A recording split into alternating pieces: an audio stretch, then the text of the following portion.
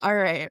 Well, thank you, Vincent, for joining us today. I want to give you a little bit of a chance to introduce yourself and tell us a little bit about your story. Yeah, thank you so much for having me here today. It's a great opportunity to be here with you and doing this podcast. I was diagnosed with chronic intestinal pseudoobstruction at 4 years old. I was also diagnosed with gastroparesis around the same time, and it's been quite a journey. I got my first G tube at 4 years old. I had got my first PIC line for TPN at 6 years old. I had my first port at 8 years old, and I was even accessing that own port at 8 years old, which people find that's a little different from most. But I was always an independent person, so I tried to do everything on my own and learn and do that. So at 8 years old, I was accessing my own port with supervision, of course. And pretty much my whole life, I've been off and on nutrition support through middle school. I did okay. I did better, and then in high school, things really started to take a turn. When I was 14, I was diagnosed with thyroid cancer and had to have a couple surgeries for that and have my thyroid removed. And that really, I think, took things a little worse for my health, like gastroparesis and chronic intestinal obstruction wise. So I am currently 34, but at the age of 17, I have now consistently been on TPN since 17. I have been through numerous amount of lines because of line infections or site issues or anything that common people have with vascular access. So now I currently have a femoral central line, which is in my upper thigh, and I absolutely love it. It's definitely a different type of line than most people live with, but it works for me and my lifestyle, and I really enjoy it. And now a few years ago, I got into fitness, and that really kind of changed my whole health journey and really kind of sparked an interest in me. So there was a time where I was a personal trainer for many years, and then I worked at the gym for many years as a corporate person. And then now I actually work for the Oli Foundation and advocating and telling my story, which can't be thankful enough to be there as well. So it's been a road of twists and turns and ups and downs, but it hasn't been too bad. It hasn't been too bad. So. I know the first time that we chatted and you told me your story, I immediately went to my husband afterwards and I was like, you will never believe what this guy can lift. And guess where his line is? Because it's really impressive what you've been able to do and the mindset that you have with this. And we all know that it's not, unicorns, rainbows, and glitter all the time. But, when you really focus on having a positive mindset and doing something with your life and finding ways to live with these issues and not always fight against them. Easier said than done. I know that I've been in the dark place where I am fighting against it, tooth and nail, but it's just really impressive to see what you've gone through, especially we'll never get over accessing a port at that age because I was scared shitless doing it as an adult. So it's really cool to see what you've been able to accomplish, what you learned fortunately and unfortunately that you had to learn all those things at such a young age, but it's just incredible to see where it's gotten you now and the person that you've become. Yeah. Yeah, I think one big thing is my mom had a big influence on the way that we treated my health. It was Mm. always from when I was very young, it was always told to me, like, this is something you're going to live with for a very long period of time. So you kind of need to get used to it and you kind of need to make it work what's best. And there's been plenty of ups and downs. There's been a lot of downs, but I try not to focus on those too Mhm. much. And I try to focus on the wins and the positivity about the things that I've been through. And if it wasn't for my mom, I don't know if I'd be here today. She really is the Mhm. influence that pushed me. And, she was the one that wanted to be very independent. We didn't want to count on nursing. We didn't want to Yeah. have to depend on that. Like if we wanted to go on vacation or these things. And that really sparked, like when I was young, to be like, well, can I do that? Can I be the one that's doing this? Like, obviously, and they taught me how to do it with, sterilization, everything. But yeah, people find it very different that I was accessing my own port at 8 years old. And even when I think about it at 34, I'm like, I couldn't believe that I would be that confident at that age to be like, "Oh, let Yeah. me just shove a needle into my chest and see," like, and, I will say I got it first try, which I've had many nurses, Awesome. back in the day that were not able to get it first try, and, I Mhm. think it's something about doing it yourself. You feel a little more comfortable, it's your own body, so it's a little easier, in my opinion, to do everything yourself, but I'm Yeah. obviously able-bodied to be able to do that as well. Yeah, I completely agree. I don't think I've had somebody else access my port with the exception of when I've had a line infection or been septic and had to have my port removed and another one put in. Because I use my port every single day, I come out access. So obviously while I'm under, they put the needle in, I'm not aware of that happening, right? So with that exception, I don't think I've had anybody else access my port since like probably 2018 or so. Yeah. It totally like that independence, that feeling of like, I can do this better than you. And I know I can because I know like every nook and cranny. I know exactly where the scar tissue is. I know exactly what it feels like. And even now, like every week that I have to, you take the needle out and you get a little bit of a break. And I'm like, oh, this feels so good. And then I'm like, crap, I got to put it back in. Like, Yeah. you have to go through, like, Mhm. I have to kind of hype myself up for that because I don't ever want to put it back in. I'm just sitting there like, Yeah. put it off, put it off, put it off. And then it's like late at night and I'm like, really need my infusion. So I've got, got to get this thing done and have to really hype myself up for it. And I'm just like, man, that confidence that you were talking about, like as a kid, I feel like when we look at how kids approach things now, which is different from my experience because I was diagnosed with gastroparesis as an adult. And here, at least with people I've talked to and just people in my own life, I don't have a lot of friends and acquaintances that were diagnosed as children to go through all of that. A lot of us that I've talked to were diagnosed as adults or at least like later in your teen years. So it's just really interesting to see that whole mindset change with someone who was diagnosed so young because this is, I hate to put it this way, but it's kind of the only life you knew. You didn't Yeah. have much of a before and an after that you can Mhm. really recognize. You have points in your life that you, like you mentioned, some ups, some downs and going through that, but really that attachment to, I miss my life before. I don't Yeah. know if it's good or bad that you don't have that. It's like, it's just different, right? Yeah. I feel like to me it's good, because like I started having issues at 9 months old, so literally I don't know any other life, and Yeah.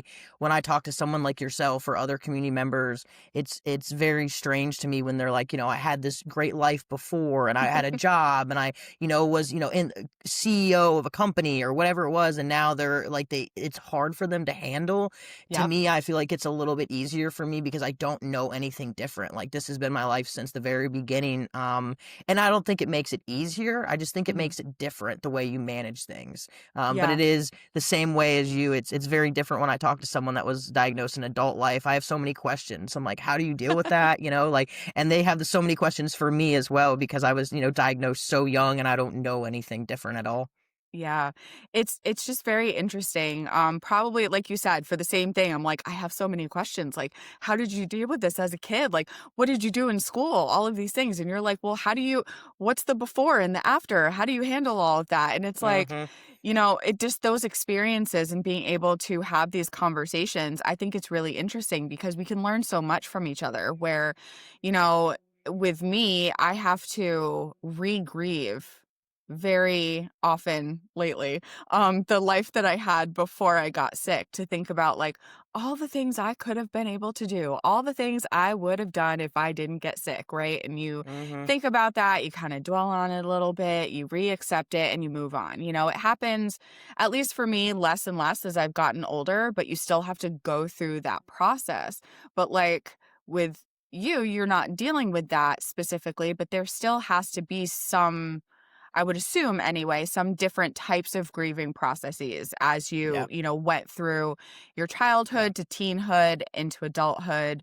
Um, Now, you said that you had some times not on TPN. Am I Hmm. correct that I heard that? Yes. So, Yeah. how Yep. was that adjustment of like coming off of it and going back onto it, especially as you were older and aware of what this means? Like that this now is at the point, I think you said you were, was it 17 that you've been Yeah. continuously 17. on TPN? So, at Yep. that point where you're like, this is it, there's no more coming off of it. Like, can you talk a little bit about what that was like? Yeah, I had always been really malnourished my whole life, and we had tried enteral feeds many different times, and it was something that off and on never really worked that great. And when I was on TPN, I just always remember feeling better. Like I had Mm, energy, I could do things. yeah. And when the time came, when they were like, it is, we pretty much need to go on TPN, and this is something that you might be on for, ever or a long period of time. Mm-hmm. It was hard at first to accept because there was many years I lived without a line and without TPN, so I could go swimming and I could go do all these things, and but once I got on TPN, after about 6 months, it was like, wow, I really feel better. I was Yeah. able to do more, I was able to function more. And of course, I mean, it came with hurdles, like, having to leave my friend's house to go get connected to TPN or this or whatever that may be, but it was it was a little bit easier because I felt really bad off of TPN, and even, Mhm. like, now when I have a line infection and they'll do, like, a line holiday, so I won't have a line for, let's say, 4 or 5 days, and then they place that new one. Those 4 or 5 days are a struggle for me because I'm I so used bet. to having TPN. So I kinda wish, honestly, they did it sooner in my life because I Mm. feel like, maybe things would a little bit better with malnutrition-wise, because the more malnourished you are, the less your gut kind of moves and things. So I think that we should have even maybe done it a little bit sooner, but we kind of waited until it was a necessity. So it wasn't too big of a deal. It was more just adjusting to that new lifestyle of, managing getting connected, managing, line infections, managing how am I going to go to school with this? How am I going to go to college with this? Like Mhm. what is this new normal look like? Because I am on 12 hours now, and I've got all the way down 10 hours Mhm. previously. But when I first was put on TPN, it was 24 hours. So Yep. there was no break. There was every day, all day. So no matter what I did, I had Mhm. to figure out what is this going to look like. And I think that was the biggest adjustment was it went from 0 to 24 hours connected. Yeah. And that was a big change for me. I think that was the biggest change, like figuring out how am I going to take a shower while I'm connected? How am I going to do this while I'm connected? And I was into sports and I was doing things with my friends, and it was like one of those things where it was like, am I even going to be able to do any of that? So, Yeah. but I ended up, figuring it out just like I figured out everything else, and with the support of my doctors and my mom, she was really big advocate, and the friends that I have, still to this day, I grew up with. So my elementary school and middle school and high school were actually all on the same property. Mm. So pretty much Same. the friends that I've had, yeah, it's different when it's like that, when literally you just walk like 300 steps and now you're in a new school. Mhm. So all my friends that I had that I still have, like, they pretty much knew what was going on from the beginning. So it wasn't like that much of a change to them. They it was just like, okay, now he's connected all the time instead of just Mhm. every now and then. So I think that made it a lot easier too. And still to this day I have those friends. Like I go to my best friend Taylor's house for Thanksgiving and Christmas, and That's they awesome. don't ask questions, and I've known him since 5th grade. They don't ask Mhm. questions. They don't do anything like that. So I think that made it a little bit easier too, that the people that were around me the most were they are already used to me being kind of sick, and they didn't ask questions after they got to know what was going on with me. Of course, they had questions in the first, but once they got to know me, they didn't ask any questions, or it was nothing to them. Yeah. No, Yeah. that's great. Having that support system is such a big deal, at any time, no matter your age, no matter where you are in your journey with illness or just life in general, having, people there to support you, but especially in those times of change and in illness, it can really be helpful. Now, you mentioned sports, and when you had talked a little bit about yourself in the beginning, mentioned some fitness, and I would love to talk about that because I think that is so great. Just I'm such a big proponent of exercise no matter what you're going through. Obviously, there's, parameters that we all kind of have to stay in, but to really find a way to make it work for you, I think is incredible. So I would love it if you could share a little bit about that. Yeah, so I think I was about 24, 25, so about 10 years ago. I just was not doing well health-wise. Even with TPN and everything, I was getting central line infections all the time, and I was kind of just living life, not really. Like, I was in those years of just doing what I needed to do to, like, make my life happy, not really make my health happy. And I Mhm. kinda just one day, it was closer to the new year, it was around November, we had a small weight set at my dad's house, like a bench press from, like, the '80s and, like, probably 100 pounds, and when I tell you the '80s, it's so old, he still has it to this day, That's and it's this amazing. old rickety little bench, and it has, like, a couple different things, it can do incline and stuff like that, and Mhm. I said to myself, I had done sports and I had done the gym a little bit, like in high school with my friends, I would go, but I never took it serious. And I thought, maybe if I took this serious, this would be something that could help me because I Yeah. was always, very skinny kid, didn't really like the way my body looked. I always kind of wanted to put on a little bit of muscle. And so I said, if I can max out like all the weights that I have here, I will then go sign up at the gym like January 1st. I'll be one of Mhm. those like people that, the new year, new me type of people. So I worked out all November, all December, and about the couple weeks into December, I had pretty much could use all the weights and really wasn't getting that great of a workout. So I said, okay, I'm going to do this. I'm going to sign up at a crunch near me. And that kind of changed it there. I started really like taking it super serious. I was going 4 to 5 days a week. And after about 6 months, it was like something changed. My bowels were better. Everything was so much better. I was eating more. When I started, I was like 85, 88 pounds, somewhere around there. Wow. By 6 months in, I was 120 pounds. I had never That's weighed that much in my amazing. life ever. And it was just because I was going to the gym and I was, and I Hmm. wasn't doing anything crazy. I had no idea what I was doing, to be honest. Like, I literally did not. I was watching some videos online. I had no idea what I was doing, but I was going every single day. And it wasn't until about 6 months in my doctors even started to kind of notice. They were like, what are you doing differently? What's been going on? Because Mhm. last time I seen you, you were, 85 pounds and now you're 120. Like, are you taking something? Are you seeing another doctor? Like, what's going on? And I was like, honestly, the only thing I'm doing is going to the gym, and I was able to eat a lot more. So I'm Mhm. thankful that I can eat by mouth. I know some people with gastroparesis or my disease, chronic intestinal obstruction, they can't eat at all by mouth, but I am lucky that I can eat some. And I was able to eat more than I ever had, and it just kind of flourished from there. I really never wanted to stop like working out. Like the more I felt better, I kind of call it like a instead of a vicious circle, like a great circle. Like it would Hmm. help me mentally, and then it would help me physically, and then it just kept going around and around. And Yeah. eventually, I just was like, this is what I want to do. I had moved from Tampa, Florida to Spring Hill, Florida, back with my mom. And I went to a new gym, and that's where I had met the owner of the gym. And he kind of knew my story from talking to me. And even when I got there, I really started to progress even more because it was, I would call it kind of like a hardcore gym. Like it was Hmm. bodybuilding, and it wasn't like, like I love Planet Fitness. I actually have a Planet Fitness membership to go do some things on the weekends, but it was more of like a serious gym goer gym. And once I started there, it really started to change the way I looked at fitness. And then he actually talked me into kind of becoming a personal trainer. He was like, your story would be great. And Mhm. I looked at it as more, I could probably get this certification and it would teach me more on how to make my health better and like myself better in the gym. I didn't Yeah. really think it would really do what it did for me and be able to help other people. But that's what it turned into. I ended up getting 6 certifications total, and was helping people with illnesses and back injuries. And I was corrective exercise certified. So that is similar to like physical therapy, but in the gym.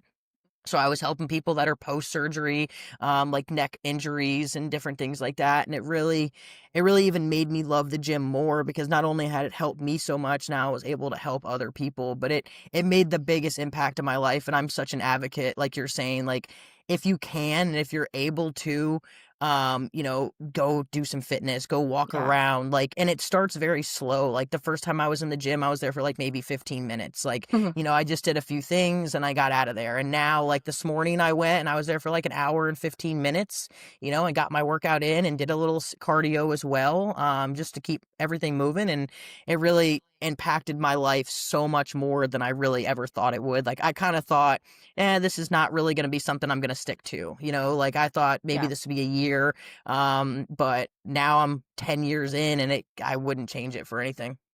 Yeah, it's just such an amazing story. Every person that I've talked to that has fallen in love with fitness in one way or another that fits into their lifestyle, I feel like we all have such similar stories about like fitness saved my life, and Hmm. in some ways that it literally did save your life, whether Yeah. it's emotional or physical or both. I know for myself, the worst infection I ever had, I talked about this previously on another podcast episode, that if the doctors had told me if I hadn't been in the shape that I was in when that happened, the outcome may not have been what it was.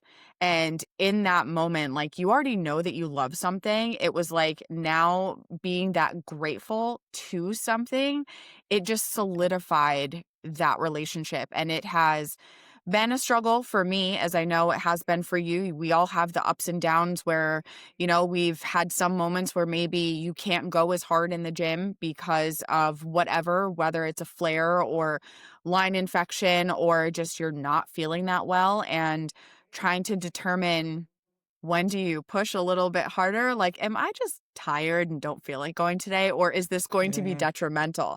I have that Yeah. argument with myself a lot. How does that work for you? What's your determination on, like, yes, I can still go. This is safe. This isn't I'm flaring terrible, something I can't push through. Or, all right, I don't feel that great today and I think I'm going to still push. Like, how do you work through that situation?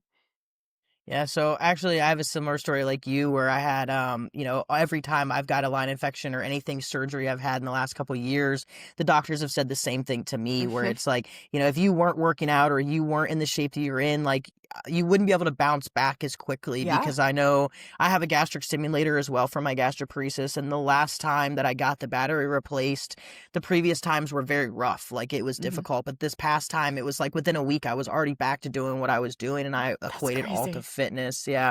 But I think really what I try to do is really take it day by day. Because, I'm sure as well as most people listen to this podcast, every day is different. Like, Absolutely. specifically this morning, like I didn't get as good as sleep last night, so I didn't go as hard in the gym as I would like to, but it took a while for me to be okay with that. There was many years in the first couple years of my fitness journey, I just went hard every single day, tried to do as much Mm. as I could, and it really started there was a point where the harder I went, the more I pushed, it kind of almost didn't do anything. If anything, it Mhm. would make things worse. So I kind of Yep. had to learn where it was like, just kind of take it day by day. As long as you're doing it, it's gonna be worth it. So, Mhm. if yesterday last week I was able to deadlift, let's say 200 pounds, and then this week I'm able to, deadlift only 150. It's not really that big of a deal. I'm still getting something out of it, and it's still going to Mhm. be beneficial. But it did take a while to kind of get that into my brain and be like, it's okay, because like I said, when I went to that hardcore gym, it was very much of like progress every day, like try to get Yeah. better every day, try to lift more, try to do more. And when you have those people around you that are not living with a chronic illness, it's easy for them, and it kind of made me push harder than my body wanted me to push. But I'm glad that Yeah. I did that because then I was able to learn, like, okay, that's too much. Like now I know if I'm in the gym over an hour and a half, the next day I'm not going to feel that great. Like I'm not going to be able to Yeah. go as well. So I try to do like 45 minutes weights or resistance training, or strength training. And then I try to do like 10 to 20 minutes of like treadmill or stair stepper or something like that. So that way I know I'm not in there more than an hour and a half, because if I do an hour and a half or more, I'm just not going to be able to go as much the Mhm. next day. So it was really about like logging everything. When we talked previous, I know I said that I'm a big data guy. Like I like to Yep. track all my workouts, all my things.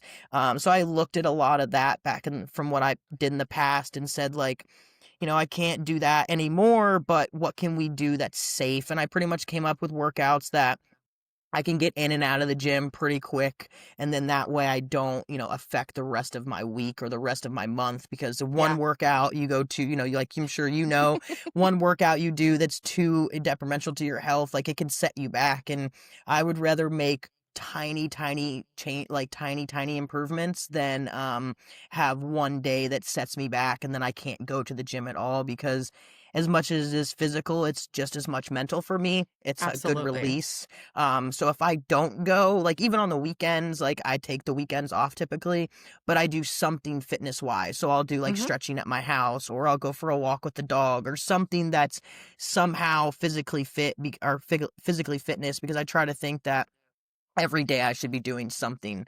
But it took a long time to kind of adjust to that, where it's like one day you got to be a little easier on your body than the next Mhm. day, for sure. Yeah. Yeah, I've it took me a lot of times to learn that lesson. Learned the hard way multiple times, but as I've gotten older too, and just in the fact that I'm getting older, that has nothing to do with, illness. Your body like my body doesn't bounce back now the way it used to in my 20s. Like, and that has nothing to do with being sick. So you Yep. add the other things on top of it, and that bounce back, that, you talking about going really hard one day. And, I think when we get into something like this, you really want to like make up for lost time. And I know Yeah. that it's like it's anything, because there are periods in our lives where we've missed out on so much, that when you have the ability to finally do something, whatever that something is, you go from 0 to 100, because you're just Hmm. like,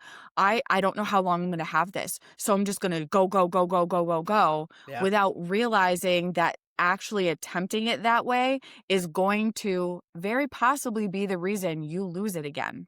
Yeah. And I've been in that situation. So now I'm like, especially with running, I pulled back on running because my body was just like, hello, absolutely not. Went to see the doctors and they were like, hello, what are you doing? Like, we've got to pull back. Like, don't stop, but pull back, take care Yeah. of yourself, reevaluate, and then start slow again. I'm like, so diving right into the deep end wasn't a good idea. Like I said, Hmm. I'm still learning this lesson, but it really has been helpful to take that mindset of like 1% better is more than nothing, and just doing a little bit, chipping away a little at a time, and absorbing that and taking that in what I learned today. How did my body respond today? Because maybe tomorrow you can do 2% instead of 1%, and Hmm. you might not have gotten to 2% and been back at 0 if you had gone to 100. And Yeah. it's like it's chronic illness math Yeah. of how to I do like to this. use the small wins. The small Mhm. wins are the better ones. Yeah. Like it's even if it's one more rep, or, I even had bought, a lot of gyms, they only have like 5 pounds, 10 pounds, 25 pounds, 45 Yep. pound like weight plates.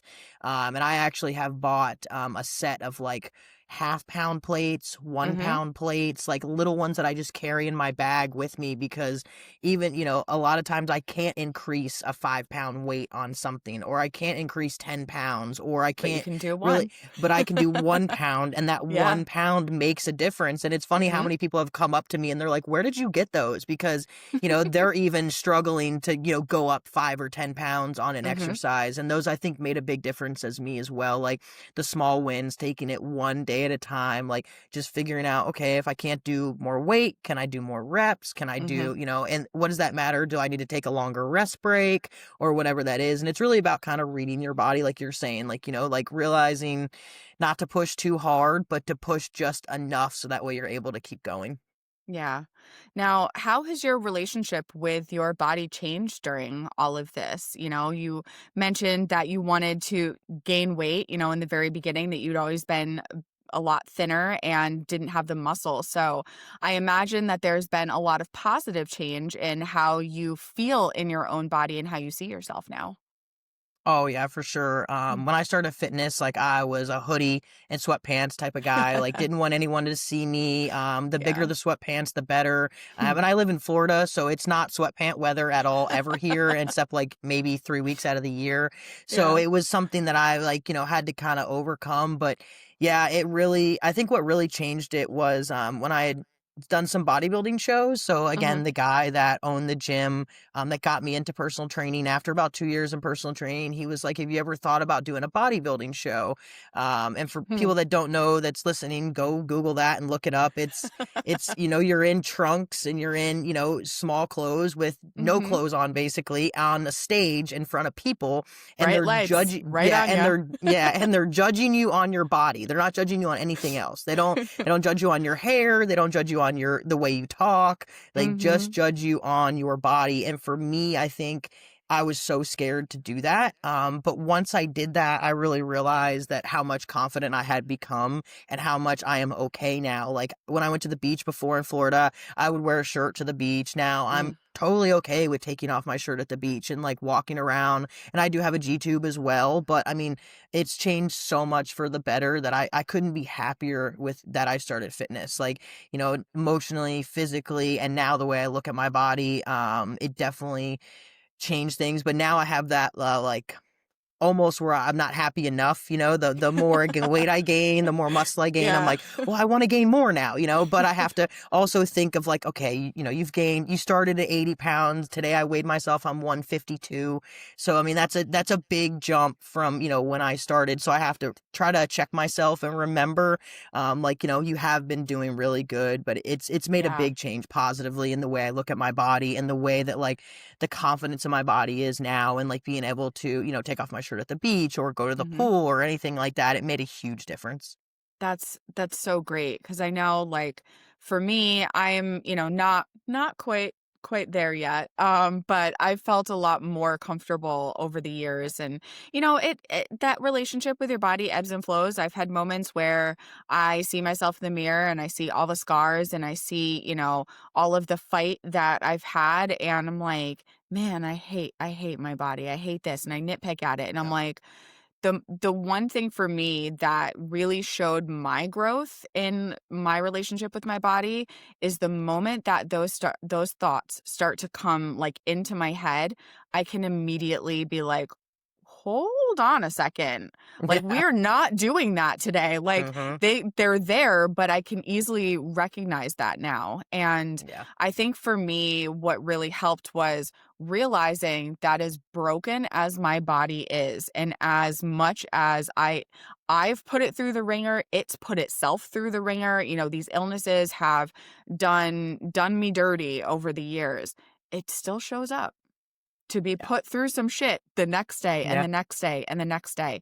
And that Yeah. really helped me love my body even on the bad days. And, acknowledging those moments where we're all a little bit unhappy, and that's for normal people, not that this is that feeling of being unhappy in your own skin and being a little shy about, wanting to cover up is not just for people like us, but we have an extra layer of that feeling, depending on what we've gone through. And I think it's just it takes a lot to really work your way through that. But it's Yeah. been great to hear what you've been able to accomplish and what you've been able to do to get to where you are now.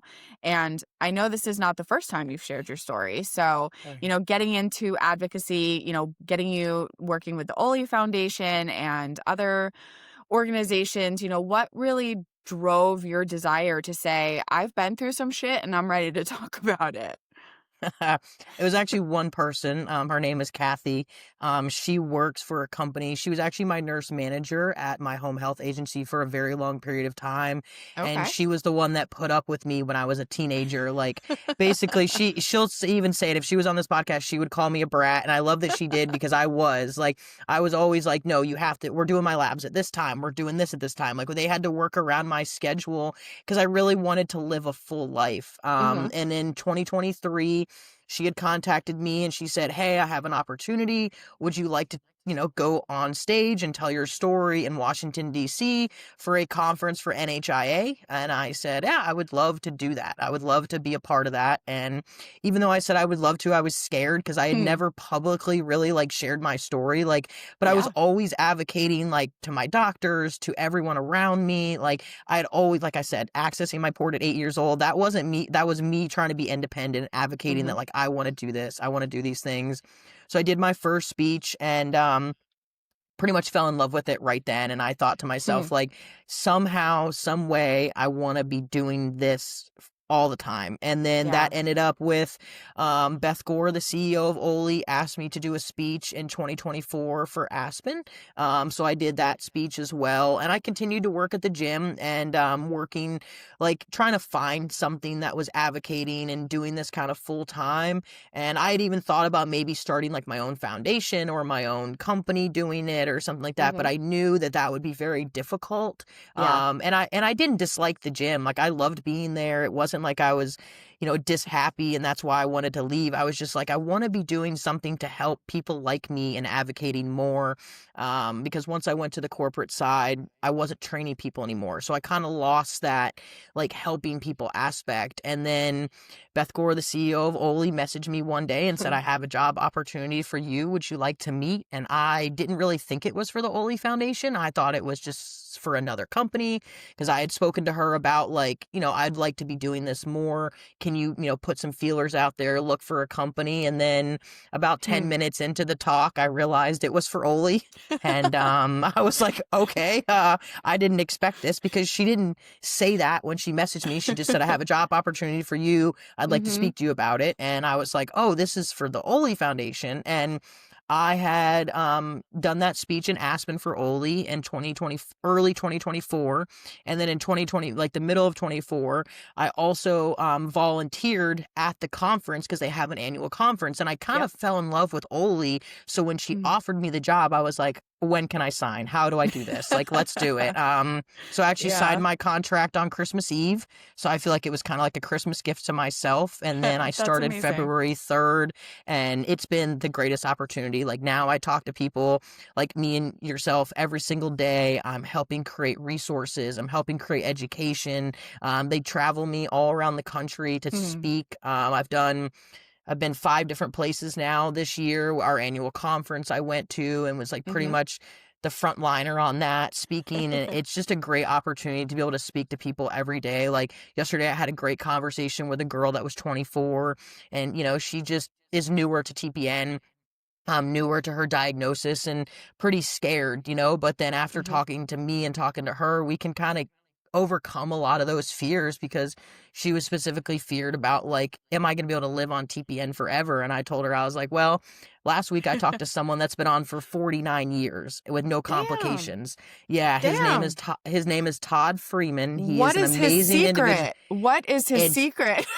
I ask him that all the time, but he's been on TPN for 49 years. And when I heard Damn. that, it's amazing to me that, listening to talking to people that have been on for 6 months, and then you talk Hmm. to someone like him that has been on TPN, like before they even had home delivery, he would go and pick up his own TPN. Like his mom had Oh to my go to the home gosh. health and pick it up. And like just Wow. listening to those experiences, it's such a great opportunity. And I can't be thankful enough to like work with these type of people and interview them and talk to them and really get to use my lived experience to like build resources. Because Hmm. pretty much everything that Oli creates, they will send to me and they'll say, hey, like what do you think about this as lived experience? And it's so heartwarming that that's what I get to do every day is like take something that I've overcome and share it with other people and then help Yeah. people overcome that as well. And sometimes it's difficult. I will say like we don't have all the answers, we don't have all the resources, but it is nice to be able to help those people. And it's so cool to be able to like go to these companies and talk to people and and they're like, thank you for coming and sharing your story, because a lot of the people that like make like your pump for TPN per se, they've never Hmm. met a patient. They don't know what it's like, Yeah. they just create the product. talked. They don't talk to patients, and it's nice to be able to go and actually talk to these people and, say like without the patient, there wouldn't be a pump for Mhm. TPN, right? Like there, if we didn't have the patients, there wouldn't be TPN. There would be no need for it. So things Yeah. like that it's such a great opportunity. I can't like thank Beth enough for giving me the opportunity, and Ole for giving me the opportunity. I just feel like the future is this is like, it can only go up from here with Mhm. resources and education and, really advocating for the whole community as well. Yeah, it's so amazing. I think about where I would be if I hadn't gotten sick. And as much you know, as we were kind of saying before, when you get diagnosed as an adult, you have like your before life and like what your dreams were for yourself and what you envisioned for yourself. Like this wasn't it for me, right? Like this was Yeah. not it. But I think about who I was then and what I wanted to do, it still went to helping people. And now I get to help people with my lived experience. Like I never Hmm. thought that when I first got sick and I felt my whole life got turned upside down and I'm like my life is over and then end up on TPN and go through sepsis and end up on a tube and severely malnourished and like in these situations, like, am I even going to make it out of this? Like, this is not the life I dreamed for myself.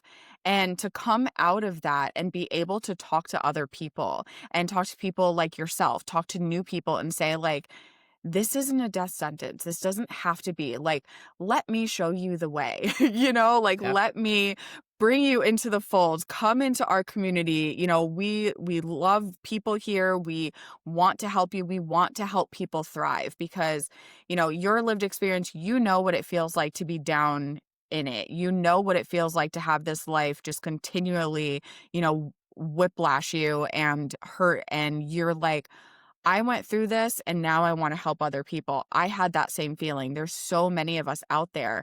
And to really take that patient experience and then go talk to people like the pump companies that have never even, they're like, what is TPN? I'm just making Yeah. this thing for it. I don't know what it's like to live with it. And you come in to show them what their product is actually doing for people and giving them a different perspective. Like, you can't put a price on that. And Yeah. that changes, people's minds. It changes perspective and it really brings our lived experience into the real world for people to say, "Oh, Hmm. I see. Like, yeah, Yeah. I see what this is. I see what you're going through." And, that's how we change the world, right? It's, all of Yeah. us that have collectively said, we're tired of this. We want to do something with it.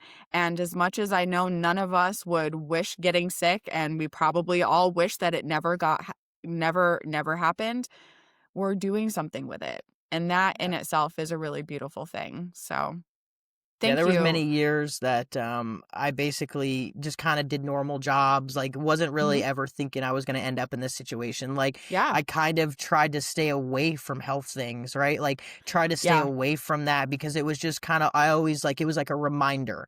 Out of But sight, out of now, mind. yeah, out of sight, out of mind, exactly. Like I worked at a body shop, I worked at Target, I've worked at a pizzeria. Like those are not places that people that are on TBN typically work, you know. No. And then once I found the gym, that was, kind of like, okay, I'm helping people here, but it was still not like the way I'm helping people there. It was helping Mhm. them overcome things and change their bodies Yeah. and, really, but now it's funny because I never saw myself doing this at all, but now I'm so happy to be here and like, listening to people's voices and being able to help them every day. It's pretty cool to be able to take what you've learned from, a down part of your life or something that, you didn't wish on Mhm. yourself or you wouldn't wish on anybody else. You're able to help those people. And it Yeah. definitely does make it a pretty cool feeling. So, Yeah. Well, it sounds like you are right where you were meant to be. It all just it all lined up in a very, very zigzaggy way, but it lined up because I can see, even though we don't know each other very well and we've only spoken a handful of times, that like you light up when you talk about this, and you can yeah. feel the passion and you can feel the desire that you have to really help people. So it's just been so great to hear more of your story and to be able to share it with our community because I know that you've inspired me, and I really think that your story will inspire many others. So thank you so much for sharing everything with me today. Yeah, I couldn't. Thank you for allowing me to be here and share my story. I'm so glad that people like you and, that are doing this podcast for other people that are listening, and that are just don't think that they can really overcome much, or their illness controls them, or like they Hmm. can't travel, or, they can't have relationships or whatever that may be. Like I've been to Spain, I've been to Rome, like with TPN, so it's Hmm. like you can do so much more than you really think you're capable of. And it's people like me and you and all the people that are advocating and have Facebook pages and podcasts and all this really make it worth it, for Yeah. other people that are struggling, that just don't think that they, can do things, that they're able to do things. Like I never thought I would be able to do a bodybuilding show, but I just did it in a modified way, like it Yeah. was, I couldn't do it the same way as everybody else that was at the gym, but I did it in my own way and modified it to make it work for me. Same with Spain and Rome. I didn't think I'd ever be able to travel out of the country, but I made that work too, and so but it was, that was a task, but it was in a modified way, so Yeah. it's nice that people like me and you are here and being able to help others for sure. So thank you so much Yeah. for allowing me to be here, and thank you for the invitation. It's been great. Yeah. Yeah. We appreciate you very much.